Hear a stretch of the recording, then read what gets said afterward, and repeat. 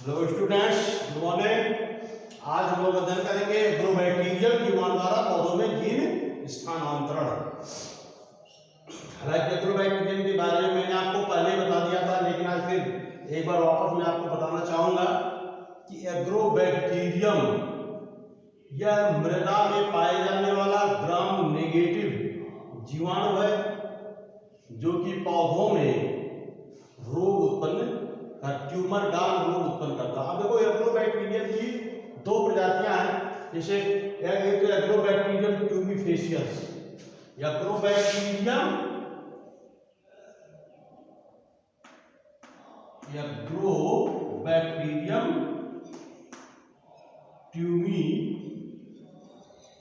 ट्यूबिफेशियस।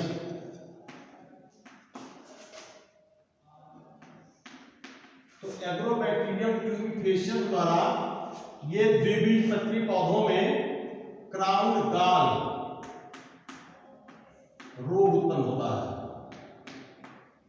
Crown gall रोग उत्पन्न किया जाता है।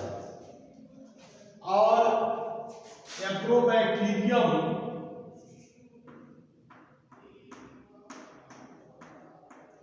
राइजोजीन्स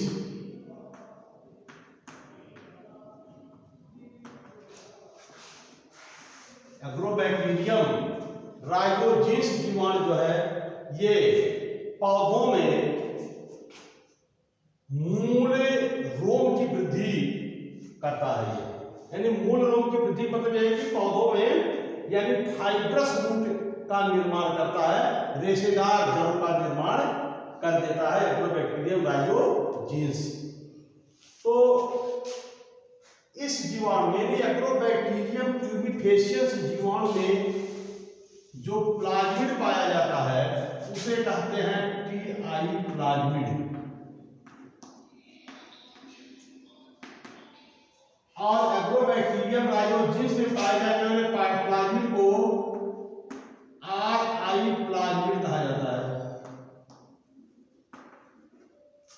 टीआई प्लाज्मिड और आरआई प्लाज्मिड। तो इन प्लाज्मिडों का उपयोग जो है जीन अभियांत्रिकी तकनीक में पौधों में जीन स्थानांतरण करने के लिए वाहक के रूप में इन प्लाज्मिडों का उपयोग किया जाता है। प्लाज्मिड क्या होता है इसके बारे में हमने आपको पहले बताया है। जीवाणुओं में पाए जाने वाले वृत्ताकार तथा अगुणसूत्री डीएनए को प्लाज्मिड कहते हैं। प्लाज्मिड ये जीवाणु प्लाज्मिड का उपयोग वैज्ञानिक जो है पौधों में जीन स्थानांतरण के लिए वाहक के रूप में इसका उपयोग करते हैं। तो अब देखिए एग्रोबैक्टीरियम ट्यूबिफेशियस जीवाणु में पाए जाने वाला जो टीआई प्लाज्मिड है, टीआई प्लाज्मिड ये देखिए ये टीआई प्लाज्मिड का एक चित्र में बनाया हूं यहां पर। टीआई प्लाज्मिड का तो टीआई का मतलब क्या होता है? टीआई का मतलब होता है ट्यूमर और आई से होता है इंड्यूसिंग, यानी ट्यूमर इंड्यूसिंग प्लाज्मिड। ट्यूमर का मतलब होता है गांठ, तो ट्यूमर उत्पन्न करने वाला, और इंड्यूस माने होता प्रेरित करना, तो ट्यूमर को प्रेरित करने वाला प्लाज्मिड। तो टीआई प्लाज्मिड होता क्या है? टीआई प्लाज्मिड में देखिए एग्रोबैक्टीरियम के पौधों के कैसे रोग उत्पन्न करता है। तो एग्रोबैक्टीरियम टीआई प्लाज्मिड में एक विशेष डीएनए खंड होता है। इस डीएनए खंड को टी डीएनए कहते हैं, हमने आपको पहले भी बता दिया। टी डीएनए यानी टी माने ट्रांसफर डीएनए।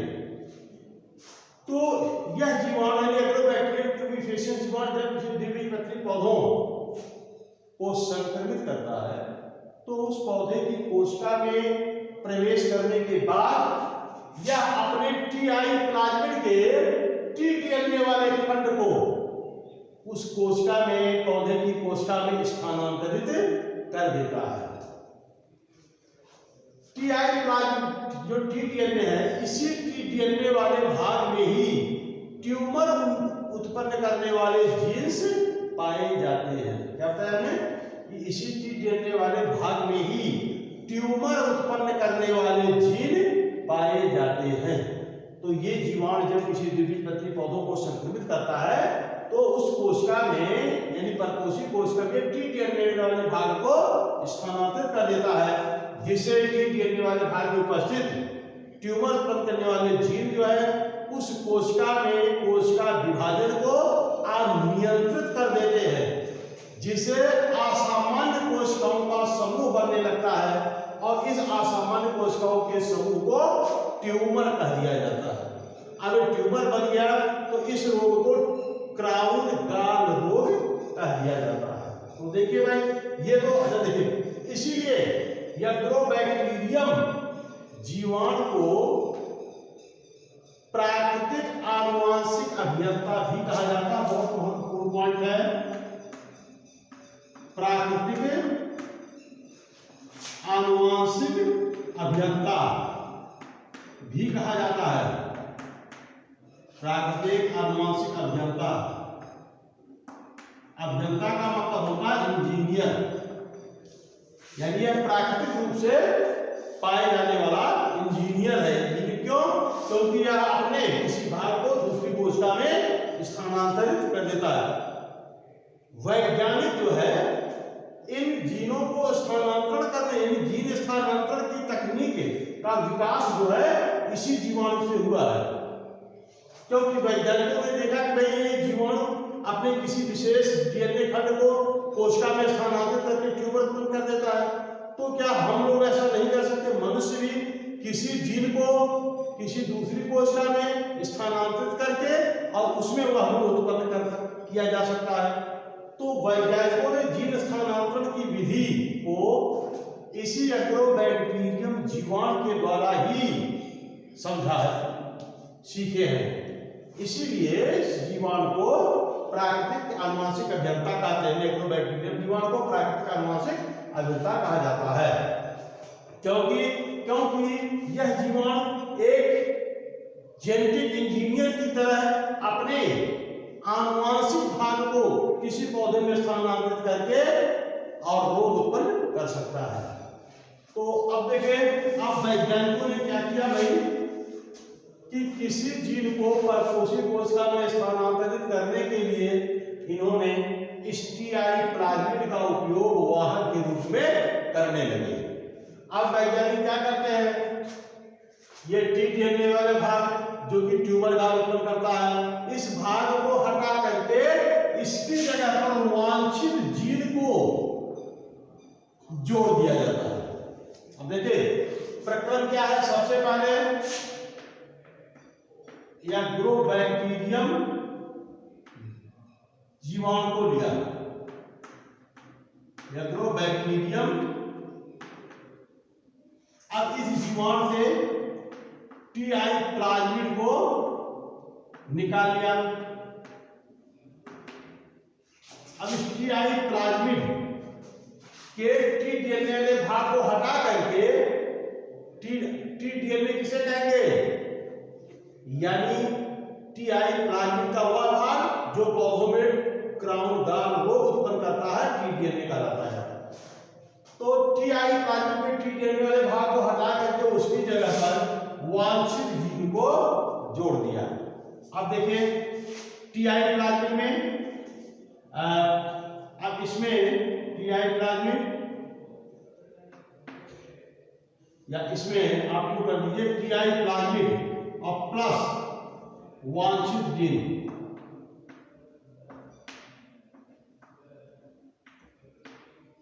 वांछित जीन किसे कहते हैं? वह जीन जिसका उत्पाद प्राप्त करना होता है आनुवांशिक अभियंत्रण की तकनीक में, उसे वांछित जीन कहते हैं। अब एक टीआई प्लाज्मिड और वांछित जीन को जब आपस में जोड़ दिया गया तो इसको क्या कहेंगे हम? इसको हम कहेंगे यह रूपांतरित प्लाज्मिड हो गया है। क्या? रूपांतरित प्लाज्मिड। अब यानी ये इसको हम ऐसे भी कर सकते हैं बराबर रूपांतरित टीआई प्लाज्मिड हो गया ये, रूपांतरित टीआई प्लाज्मिड। अब इस रूपांतरित टीआई प्लाज्मिड को देखिए आप, रूपांतरित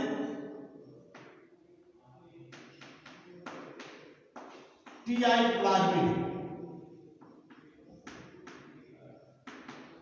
रूपांतरित टीआई प्लाज्मिड मतलब क्या हो गया, वह टीआई प्लाज्मिड जिसमें वांछित जीन को जोड़ दिया गया है। अब इस रूपांतरित टीआई प्लाज्मिड को जो है वापस टीआई प्लाज्मिड विहीन एग्रोबैक्टीरियम में स्थानांतरित कर दिया जाता है। यानी टीआई प्लाज्मिड विहीन एग्रोबैक्टीरियम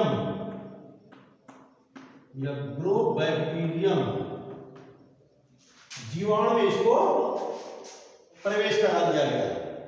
आप ध्यान दें, अब यह एग्रोबैक्टीरियम, ये भी रूपांतरित एग्रोबैक्टीरियम हो गया।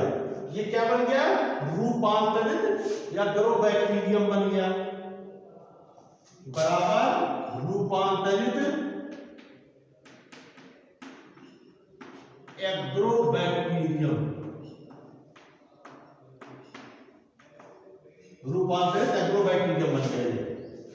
यानी एग्रोबैक्टीरियम जीवाणु से टीआई प्लाज्मिड को लिया, टीआई प्लाज्मिड में वांछित जीन को जोड़ दिया, तो रूपांतरित टीआई प्लाज्मिड बना। अब इस रूपांतरित टीआई प्लाज्मिड को जो है रूपांतरित टीआई प्लाज्मिड को टीआई प्लाज्मिड विहीन एग्रोबैक्टीरियम में इसको स्थानांतरित करा दिया गया। अब यह बन गया रूपांतरित एग्रोबैक्टीरियम। अब देखो भाई, अब यह रूपांतरित अब किया क्या जाता है, ध्यान दें इसके आगे। इस प्रकार से एक संवर्धन माध्यम बनाया जाता है। आप मान लो कि ये संवर्धन माध्यम है, या संवर्धन माध्यम किस प्रकार से भी बना दे मान लो।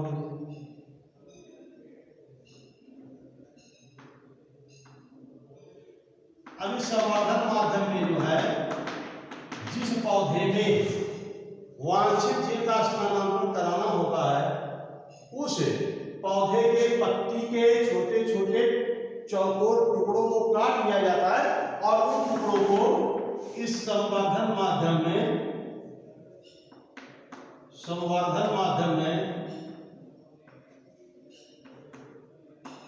रख दिया जाता है।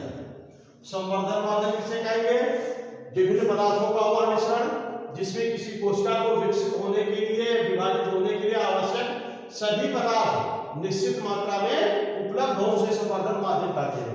अब इस संवर्धन माध्यम में पत्तियों के चौकोर डिस्क को काट करके ऐसे रख दिया जाता है।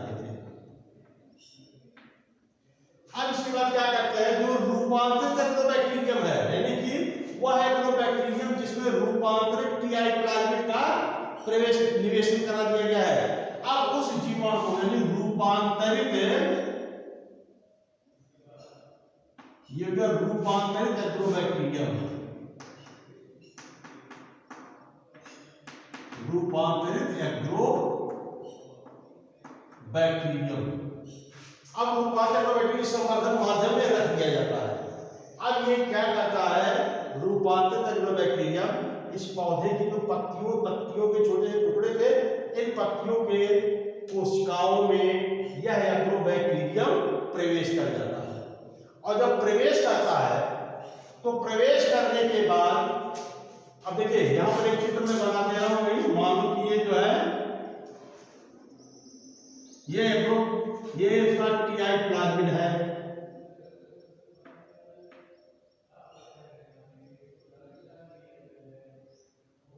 ये टीआई प्लाज्मिड है मान लो, और ये टीआई प्लाज्मिड में ये वांछित जीन ये है। अब ये रूपांतरित एग्रोबैक्टीरियम अब ये क्या करेगा, जब ये पौधों की पत्ती की कोशिका में जाएगा तो यह जीवाणु इस प्लाज्मिड के टी डीएनए वाले भाग को पौधे की कोशिका में स्थानांतरित कर देगा। यानी जब यह जीवाणु रूपांतरित एग्रोबैक्टीरियम जीवाणु पादप कोशिका में प्रवेश कर जाता है, तो प्रवेश करने के बाद यह अपने टीआई प्लाज्मिड यानी रूपांतरित टीआई प्लाज्मिड में उपस्थित वांछित जीन को पौधे की कोशिका में स्थानांतरित कर देता है। अब यह वांछित जीन पौधे की कोशिका में समाकलित हो जाता है और समाकलित होने के बाद 2 दिन बाद, यानी समाकलित होगा तो उसके 2 दिन बाद इस पूरे संवर्धन माध्यम को दूसरे पोषक माध्यम पर रख दिया, मतलब इस पूरे को दूसरे पोषक माध्यम पर रख दिया। अब ध्यान दीजिए, चूंकि ये पौधे की कोशिका में एग्रोबैक्टीरियम जीवाणु पहुंच गया, यानी कि वांछित जीन पहुंच गया। अब वह कोशिका क्या हो, कोशिका भी रूपांतरित कोशिका हो गई। क्या रूपांतरित कोशिका हो गई? क्यों? क्योंकि उसमें दूसरे जीव का जीन आ गया, यानी कि पराजीवी कोशिका भी हो, हम कह सकते हो पराजीवी कोशिका भी कह सकते हैं उसको। अब क्या करते हैं, इस पराजीवी कोशिका को दूसरे पोषक माध्यम पर स्थानांतरित कर दिया जाता है, जहां पर यह कोशिका विभाजित होकर के कैलस बनाती है। फिर कैलस से जो है यानी उसमें विभेदन होता है, विभेदन के फलस्वरूप नए पौधे का निर्माण हो जाता है। अब इस नए पौधे को इसको बाहरी वातावरण में रखा जाता है। रखने के बाद इसको धीरे धीरे बाहरी वातावरण के प्रति सहनशील बनाया जाता है। सहनशील बनाने के बाद फिर इसको जमीन में रोपित कर दिया जाता है, जहां पर यह वृद्धि करके नए पौधे के रूप में यानी एक पराजीवी पौधे के रूप में विकसित हो जाता है। यानी ऐसा पौधा जिसमें हमारा वांछित जीन मौजूद है। अब इसको हम इस एक बीटी पौधे के उदाहरण द्वारा भी इसको हम समझा सकते हैं। बीटी पौधे क्या होते हैं? वे पौधे जिसमें बैसिलस thuringiensis जीवाणु का क्राइजीन का स्थानांतरण कराया गया हो। वह पौधा जिसमें बैसिलस thuringiensis, देखिए बीटी पौधा, हालांकि इसके बारे में मैंने आपको पहले बताया है। बीटी मतलब होता है बैसिलस thuringiensis, बैसिलस thuringiensis।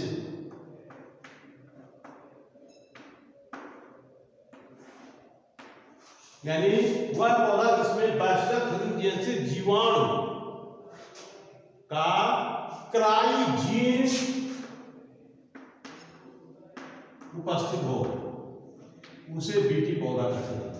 वह पौधा जिसमें बैसिलस thuringiensis जीवाणु का क्राइजीन उपस्थित हो, उसे बीटी पौधा कहते हैं। क्राइजीन क्या है?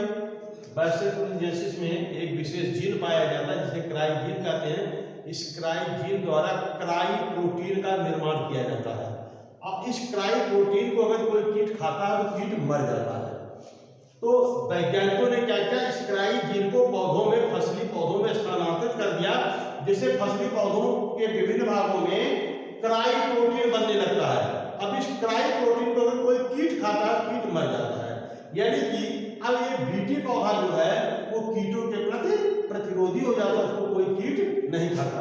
तो अब मान लीजिए किसी पौधे में हमको क्राइजीन का स्थानांतरण कराना है, तो क्राइजीन हमारा क्या हो गया? वांछित जीन हो गया क्राइजीन। तो क्या करेंगे भाई इसके लिए? एग्रोबैक्टीरियम जीवाणु के टीआई प्लाज्मिड को लिया, टीडीएनए वाले भाग को अलग कर दिया, उस जगह पर क्राइजीन को जोड़ दिया। अब यह टीआई प्लाज्मिड जो है यह रूपांतरित टीआई प्लाज्मिड हो गया, क्योंकि इसमें दूसरे जीवाणु का एक जीन आकर के जुड़ गया। अब इसको क्या करेंगे? इस रूपांतरित टीआई प्लाज्मिड को ऐसे एग्रोबैक्टीरियम जीवाणु में प्रवेश कराएंगे जिसमें टीआई प्लाज्मिड ना हो, यानी निकाल दिया गया हो। तो टीआई प्लाज्मिड रहित एग्रोबैक्टीरियम में इस रूपांतरित टीआई प्लाज्मिड को स्थानांतरित करा दिया जाता है। फिर उसके बाद संवर्धन माध्यम में पौधे के, जिस पौधे में जीन स्थानांतरित करना है, उस पौधे की पत्ती के छोटे छोटे टुकड़ों को ले लेते हैं संवर्धन माध्यम में, और रूपांतरित एग्रोबैक्टीरियम जीवाणु को डाल देते हैं। फिर इसका संवर्धन किया जाता है। धीरे धीरे होता क्या है, माइक्रोबैक्टीरियम जीवाणु ये पौधे की विभिन्न कोशिकाओं में प्रवेश कर जाता है। प्रवेश करने के बाद यह अपने टीआई प्लाज्मिड के साथ जुड़े हुए क्राइजीन, जो विदेशी जीन है क्राइजीन, उसका स्थानांतरण जो है पौधे की कोशिका में कर देता है। इस प्रकार से पौधे की कोशिका जो है एक पराजीवी कोशिका हो गई। अब इस कोशिका का को दूसरे संवर्धन माध्यम पर रख दिया जाता है और फिर दूसरे संवर्धन माध्यम पर कार्बेनिसिलिन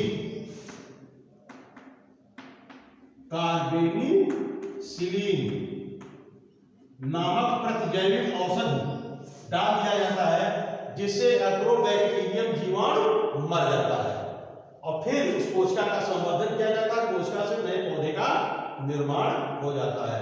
अब जो नया पौधा बना उसमें क्राइजीन मौजूद होगा, यानी वह पौधा जो है बीटी पौधा बन गया। तो इस प्रकार से एग्रोबैक्टीरियम द्वारा पौधों में जीन का स्थानांतरण करा दिया जाता है। तो ये जो है आपके 2021 के बोर्ड परीक्षा के हिसाब से काफी महत्वपूर्ण है। और ये चीज जो है कृषि जीव विज्ञान और जीव विज्ञान दोनों वर्ग के विद्यार्थियों के लिए ये महत्वपूर्ण क्वेश्चन है। तो अब इसके आगे का हम आपको अगले वीडियो में बताएंगे। तब तक इसको आप लोग पढ़ते रहिए।